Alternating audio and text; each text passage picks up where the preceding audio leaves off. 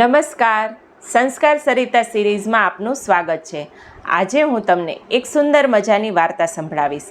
આ વાર્તાનું નામ છે ચાઇનીઝ ભેળ. એક હતી ચકી અને એક હતો ચકો. ચકી લાવે ચોખાનો દાણો અને ચકો લાવે મગનો દાણો. એમની બનાવે ખીચડી અને એને નિરાતે બેસીને બંને ખાય.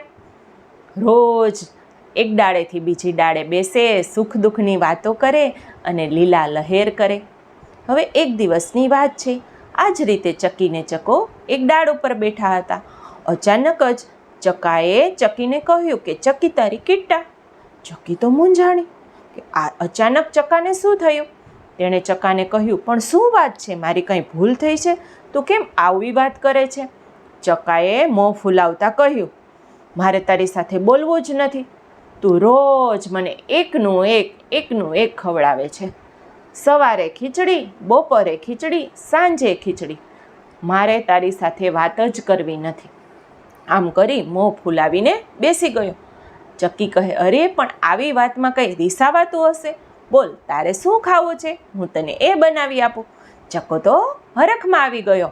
એ તો ફર કરતો બોલ્યો, મારે તો ચાઇનીઝ ભેળ ખાવી છે. ચકી કહે, અરે એ શું વળી? એ તો ગુસ્સે થઈ ગઈ અને તેમણે ઘસીને ના પાડી દીધી. તારે જે ખાવું હોય એ તને બનાવી આપીશ, પણ આ ચાઇનાની ભેળ તો નહીં જ બનાવી આપું. ચકો તો ફરી મોં ફેરવીને બેસી ગયો. ચકીએ ઘણો મનાવ્યો, પણ ચકો એકનો બે થયો નહીં. તેમણે તો ખીચડી ખાવાની બંધ કરી દીધી. અંતે તો ચકીને નમતું જોખવું જ પડ્યું. તેમણે ચકાને મનાવતા કહ્યું, ચકા ચાલ હવે માની જા, હું તને ચાઇનીઝ ભેળ બનાવી આપું છું. ચાલ મને બધી વસ્તુઓ લાવી આપ.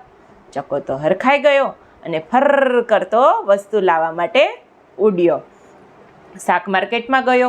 ત્યાંથી કોબીના પાન, કોથમીરના તાતણા, ગાજર, કેપ્સિકમ એક પછી જરૂરી વસ્તુઓ બધી લાવીને માળામાં મૂકવા લાગ્યો. પછી કરિયાણાની દુકાને ગયો. ત્યાંથી નૂડલ્સ, પછી સોસ, બીજી વસ્તુઓ લાવી અને એક પછી એક ચકીને આપવા લાગ્યો. આખો માળો વસ્તુઓથી ભરાઈ ગયો.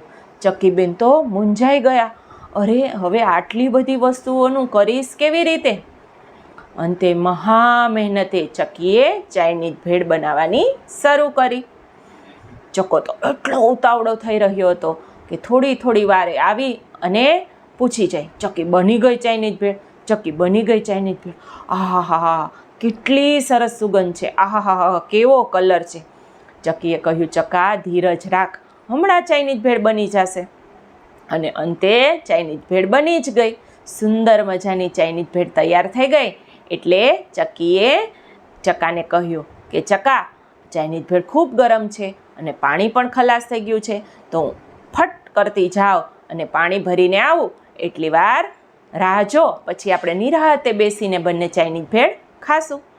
આમ કરતાં ચકી તો પાણી ભરવા ગઈ, પણ ચકાથી રહેવાયું નહીં. એ તો જેવી ચકી ગઈ કે ચાઇનીઝ ભેળ ખાવા બેસી ગયો. એ તો ઝટપટ ખાવા જ માંડ્યો. માત્ર થોડી અમથી ચાઇનીઝ ભેળ વધી, બાકીની બધી જ ચાઇનીઝ ભેળ ચકાએ ખાઈ લીધી.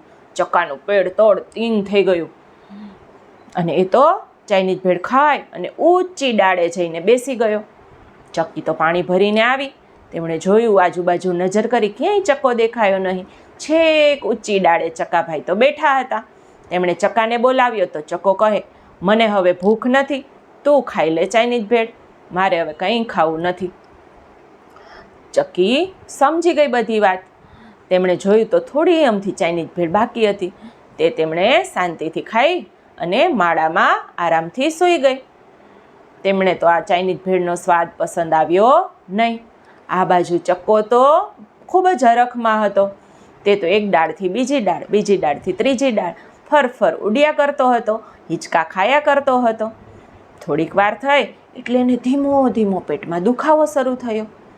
પહેલાં તો એને એમ થયું કે થોડી વાર નિરાતે બેસીશ એટલે મટી જશે.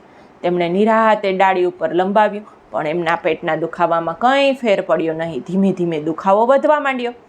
અંતે તેમનાથી રહેવાયું નહીં અને તેણે ચકીને જગાડી કે ચકી ઉઠ, મને બહુ પેટમાં દુખે છે, કંઈક કર, તું બહુ જ પેટમાં દુખે છે. ચકીબેન તો ઉઠ્યા, તેણે જોયું તો ચક્કાનું મોં સાવ પડી ગયું હતું. તેમનો પેટનો દુખાવો ખૂબ વધી ગયો હતો.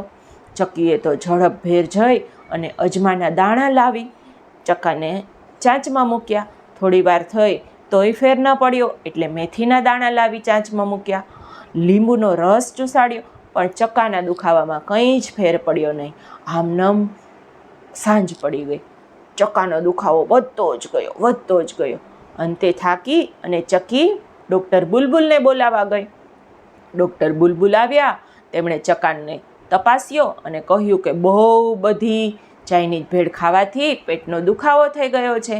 હવે તો કડવી દવા પણ પીવી પડશે અને ઇન્જેક્શન પણ લેવું પડશે.